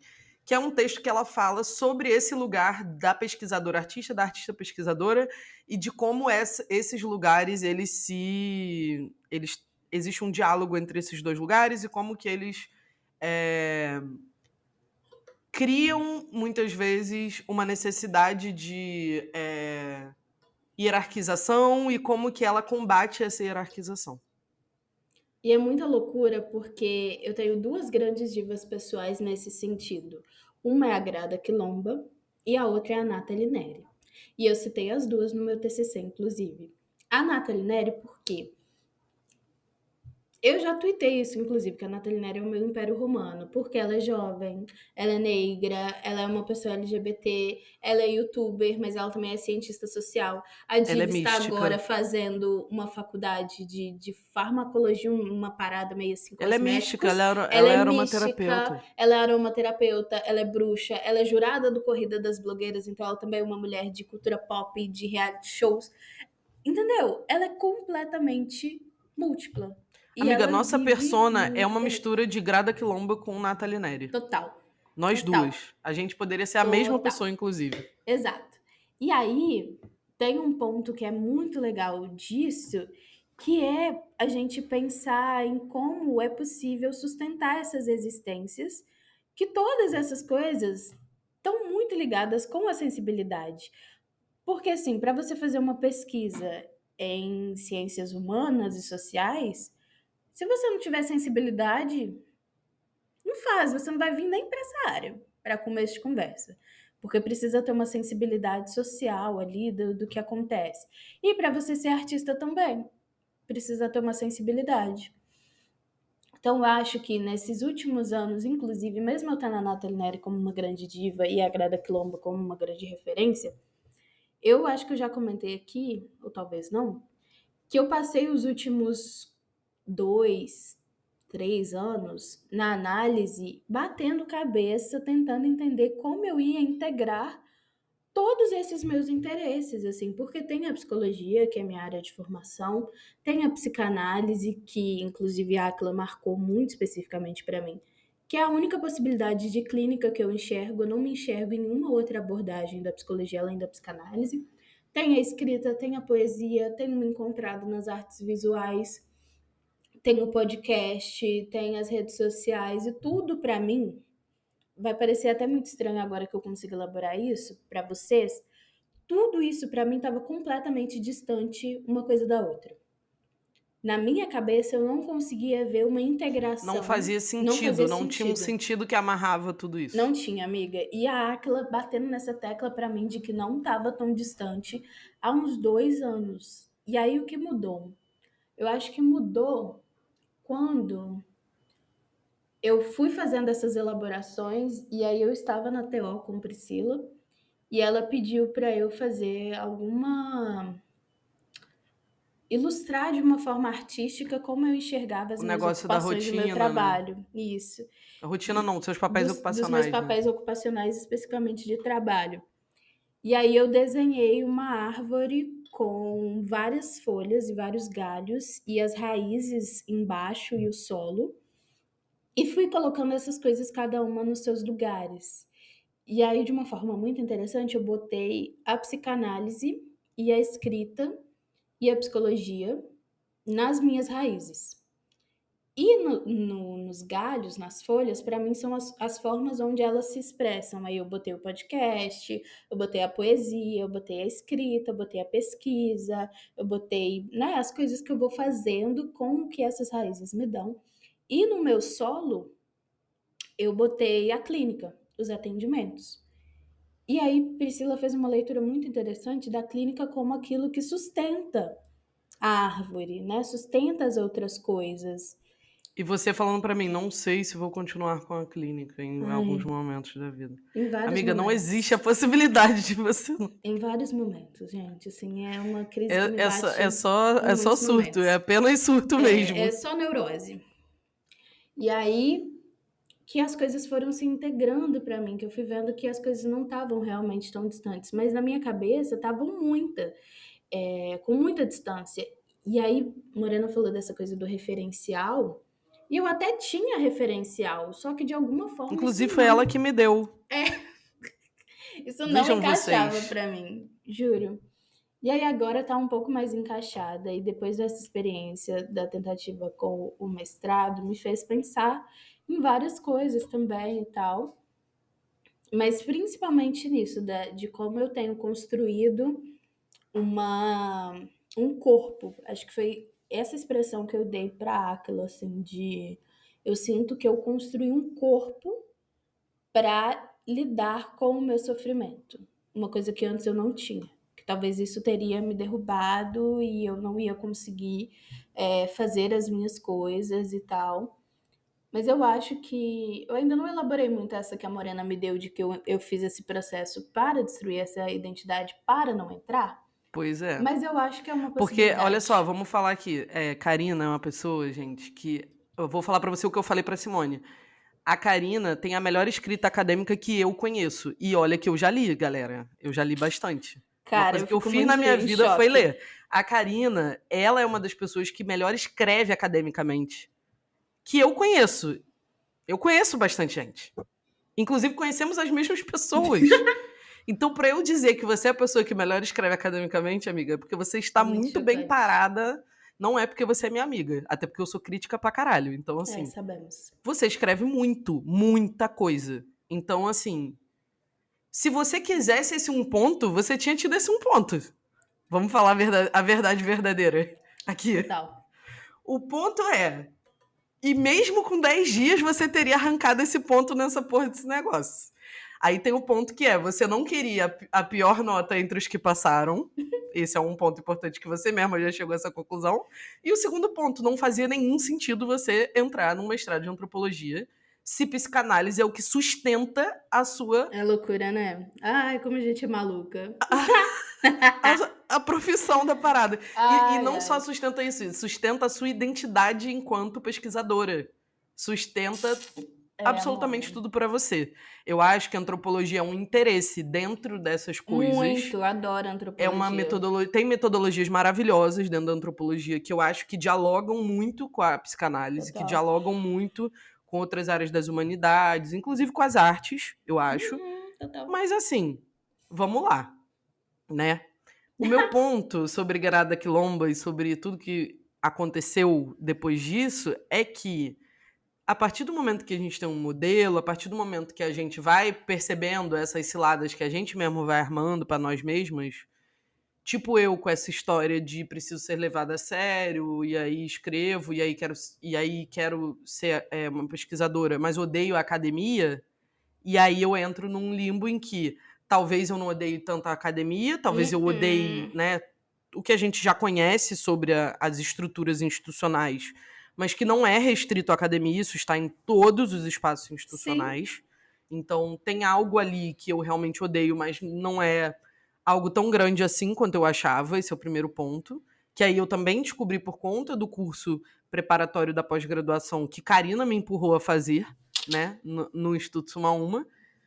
E aí, Grada Quilomba vem como o quê? O avatar dessa junção, dessa costura muito bem feita, muito bonita, muito bem sucedida, do que pode ser essa expressão de uma vida profissional que não se encaixa nos padrões acadêmicos, por sua vez também não se encaixa somente nos padrões artísticos, porque tem uma pesquisa acadêmica, Sim. tem um fazer ali de uma escrita teórica, que é uma coisa que me encanta absolutamente, eu não consigo fugir disso, por mais que eu tente.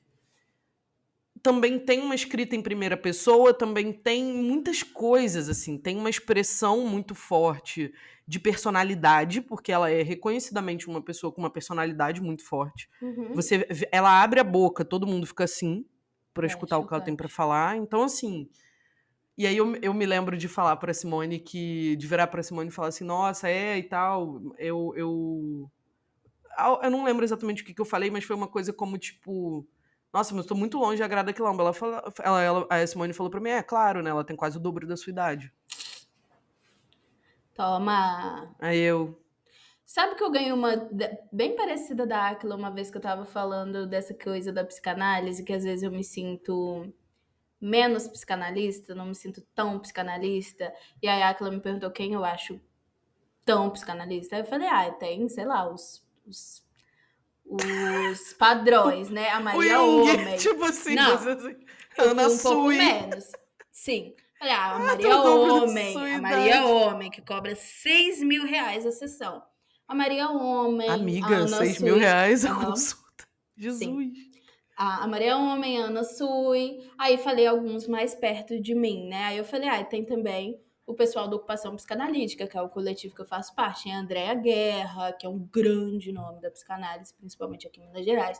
Tem o Alessandro, tem a Renata, tem a Renali. Todos com 20 anos a mais. Sim, mas sabe o que a Aquila falou?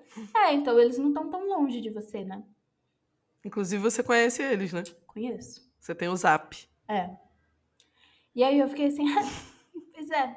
Mas sabe um ponto que eu acho interessante também nisso que você foi trazendo, amiga, dessa coisa de ser levada a sério e de você fazer pesquisa sobre afrofuturismo, de você ter uma trajetória muito de chão, né? De chão de rua, de ativismo, de terreiro, de você ter essa escrita que muitas vezes é em primeira pessoa e é mais artística, que eu acho que talvez o seu ponto com a academia seja o medo de não ser levada a sério por causa disso. Sendo que na academia eu conheço muita gente que trabalha assim, que escreve em primeira pessoa, que faz pesquisas com muitos vieses artísticos, e você também. Quem mandou eu escrever em primeira pessoa porque eu não consegui escrever o meu TCC foi a minha orientadora. Pois é. Foi ela que falou, por que você não tá conseguindo escrever? Você não escreve a beça? Eu falei, escrevo. Ela, o que tá te atrapalhando? Eu falei, eu só escrevo em primeira pessoa. Ela falou, e aí? Aí eu falei, não vou escrever em primeira pessoa na academia. Ela falou, por quê? Mona, você é maluca?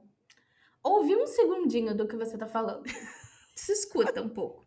E aí eu acho que uma excelente forma da gente fechar esse episódio é justamente isso que nos aconteceu. Porque se a gente não tiver sensibilidade, se eu não tivesse sensibilidade, eu não conseguiria pensar em todas essas elaborações. A gente não percebe nada disso. Se você não tivesse sensibilidade, você não teria escutado o suficiente aquilo que eu falei, não teria achado algo seu no meio disso para levar para sua terapia. E se a gente não tivesse sensibilidade, a gente não faria esse episódio trazendo todos esses pontos para vocês. Então, a sensibilidade enriquece a nossa vida e o nosso modo de ser e atuar no mundo. Na verdade, eu acho que a sensibilidade é o nosso modo de ser e atuar no mundo, e o Senta não existiria sem a nossa sensibilidade. Nem um pouco. Tá bom? O Senta, ele é uma expressão direta da nossa sensibilidade. Eu acho que, inclusive... de todas essas coisas, da pesquisa, da arte, da teoria, da poesia, o Senta é a grande expressão. E os surtos das vozes da nossa cabeça. É isso. Sobre. Junta tudo e dá isso aqui. Vamos pra nossa vibe? Vamos, amiga. O nosso Exposed primeiro, né? A gente tem que se expor ainda mais. Eu vou dar a gente nunca fica satisfeita, né? Nunca, né? É o sintoma. É o sintoma. A Aquila estava certa. É o sintoma.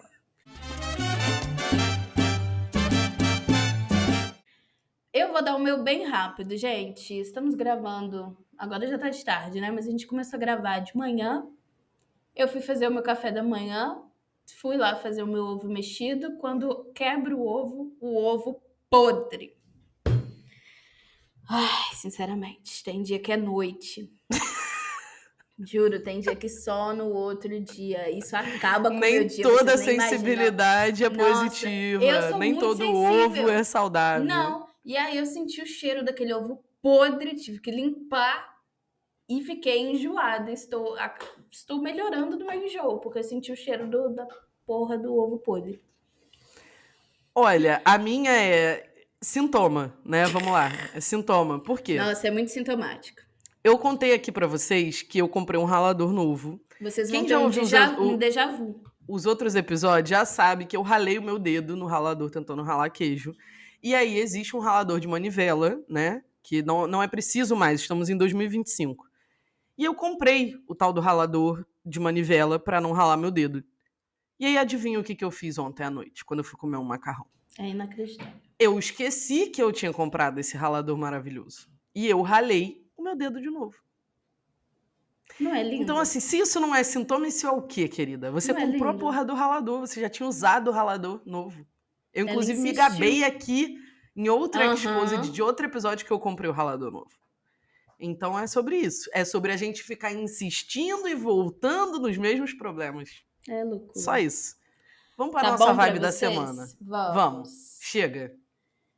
Gente, minha vibe da semana. Estou assistindo pela primeira vez Corrida das Blogueiras. Pra Eu não quem sei nem não o que sabe, é, amiga. Sabe Diva Depressão? Uhum. O canal? Eles têm um reality show que é o Corrida das Blogueiras, que é basicamente, eles pegam um monte de blogueiras. Eu já ouvi falar, mas eu nunca assisti. Blogueiras de todo tipo, drags e tal, e aí faz uma competição e tem várias provas. Tem prova de maquiagem artística, aí tem prova de fazer vídeo, fazer challenge, bem umas coisas de blogueira mesmo. Tem prova de do it yourself, então tem que customizar alguma coisa. E aí tem jurados, Nathalie Neri é uma das juradas. Esse seria o meu bad place, amiga. Amiga, O é meu bad muito place. bom. As pessoas são Ter completamente que ser loucas. blogueira seria muito meu bad Assiste, place. você vai adorar, porque é muito engraçado. As pessoas são completamente loucas, né? O público lá, né? Os participantes. A maioria são pessoas LGBTQIA+, e tal. E as pessoas são completamente loucas, e eu adoro. E aí elas aparecem montadas nos looks impossíveis. E aí elas fazem as provas e às vezes elas entregam tudo, né? Elas prometem tudo e não entregam nada. E aí tem hora que elas fazem um monte de cagada. E aí se você perde, você vai pro flop, né, que é o que chama o negócio, aí você vai pro flop e tem que fazer uma outra prova pra você poder se salvar ou você vai ser eliminada. E, assim, é muito bom, velho, é muito, muito bom. Ontem Gostei, fiquei no eu vou Twitter catar, comentando horrores a temporada 7, que é a que eu tô vendo, só que eu tenho um grande problema que eu gosto de maratonar, eu gosto de pegar trocentos episódios e ver de uma vez e acabar. E a Corrida das Blogueiras ano 7 tá rolando ainda, né? Então tá saindo. Aí tem os episódios da normal, né, do reality, tem o lounge, que é você ver as blogueiras conversando depois das provas e tal. Aí tem umas tretas, aí elas arrumam inimizades e tal. É muito bom. É muito, muito, muito bom. Aí tem umas que são bem delulu, né, nessa Conteúdo temporada. para o seu Pô, cérebro ficar lisinho feito um peito de frango. e aí muito bom. Gostoso E aí demais. além de estar vendo o ano 7, comecei a ver o ano 6, porque uma das juradas é a vencedora da temporada passada. Então, assim, estou viciadíssima, tô adorando. Eu já acompanhava o canal Diva Depressão já tem um tempo e tal, assisto gosto vários também. vídeos, eu gosto. E eu adoro o Edu e o Fih, acho eles muito queridos e ácidos, amo. E aí, assim, muito bom, simplesmente muito bom, estou viciadíssima. Gente, a minha vibe da semana é a diva suprema Mandala Lunar, né? Vocês já ouviram dela aqui. Vocês já ouviram falar dela aqui, mas estamos falando de sensibilidade. Tá vendo? Então resolvi trazer, porque recebi essa semana a minha Mandala Lunar 2026, porque as divas me mandam todo ano. E aí resolvi fazer um publi, que não é publi, né? Porque elas me mandam, porque elas me amam. Mas eu acho, um recebido, acho válido mencionar aqui, que eu uso já tem 3 anos. Esse é o 2026, vai ser o 4º ano, Primeiro ano eu comprei, depois elas passaram a me mandar. Eu também uso o Sonhário, que é um outro caderno para anotação de sonhos, que é Que já falamos aqui lindíssimo, também. Ele é que muito já recomendei lindo. aqui, Eu é dei de babado. presente pra uma amiga, depois que a Morena recomendou. É um diário de sonhos, e aí recebi Mandala Lunar 2026, que está belíssima. Está, assim, um desbunde. Um primor. Eu queria fazer um ASMR, um conteúdinho mostrando pra vocês, só que eu estou de trabalho até as minhas orelhas. Talvez eu faça em dezembro esse conteúdinho pra vocês verem como é Dá linda. tempo. E aí, é isso. A minha vibe a Mandala Lunar é um caderno, né? Uma espécie de agenda que você faz o seu acompanhamento de ciclo, né, menstrual para quem menstrua, ou emocional para quem não menstrua. Você pode usar a Mandala Lunar como um instrumento de autoconhecimento e fala bastante sobre os processos reprodutivos, né, sobre os processos do nosso corpo, para quem tem útero.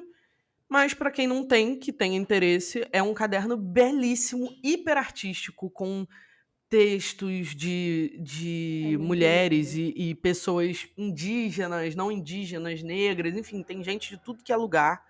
Tem ilustrações belíssimas, assim, é um desbunde realmente para os olhos. E também é uma ferramenta muito interessante de autoconhecimento, de monitoramento das suas emoções. Quem tem questões por compulsão alimentar ou questões crônicas, eu uso também para monitorar esse tipo de questão. Comportamentos também que eu estou tentando mudar, então coloco ali um rastreador. Para mim é uma ferramenta indispensável, não abro mão de Mandala Lunar. Então, deixando aí minha vibezinha da semana, lá no @Mandala Lunar, vocês conseguem ver tudo sobre elas e adquirir, quem quiser comprar e tal. Já saiu, está belíssima. É isso. Acho que por hoje é só, Gente, né, amiga? é Chega. isso que temos, né? Muita sensibilidade. Espero que de alguma forma ajude vocês também a sustentar a sensibilidade de vocês e dando um corpo para ela. E vocês já sabem, estamos lá no nosso e-mail, sentaaquipodcast@gmail.com, para receber a sensibilidade de vocês. Inclusive, vou fazer uma chamada aqui. O último episódio a gente falou sobre arte, esse episódio a gente está falando de sensibilidade, e eu recebi várias mensagens de sentadinhas falando que o episódio sobre a arte bateu muito em vocês, principalmente quando a gente falou do chamado da artista que não vai parar de chamar. Então, se vocês ouviram o chamado e porventura fizeram alguma coisa aí nesses últimos tempos, Com isso, né? manda pra gente, manda lá no e-mail, fez uma colagem, manda uma foto pra gente, eu quero ver.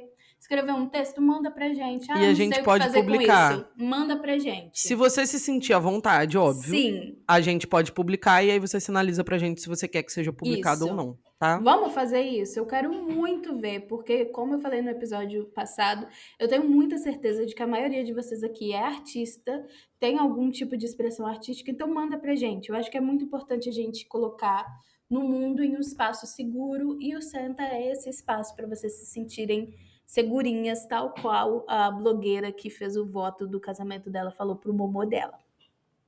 Outra coisa, se você chegou até o final desse episódio, vai agora seguir a gente no seu agregador de podcast favorito, no Por YouTube, onde você favor. estiver ouvindo esse episódio, por gentileza. E também avaliar, tá? É importante avaliar para que a plataforma Sim. entregue para novas pessoas, para a gente ter novos companheiros aqui Sim. de sentadinha, tá bom? E É aí, isso, acho estamos que lá por nas hoje é redes isso, né, amiga? sociais. É Sim. nós, né? Eu sou @Morena Maria, Maria com H no final, e Karina. Aka Souza com N de Nogueira no final. E o nosso podcast é o Senta Aqui Cast em todas as redes. Só temos o Instagram. Você segue a gente lá, por favor, tá bom? Então tá bom. Nos vemos no próximo. Um beijo. Beijinhos.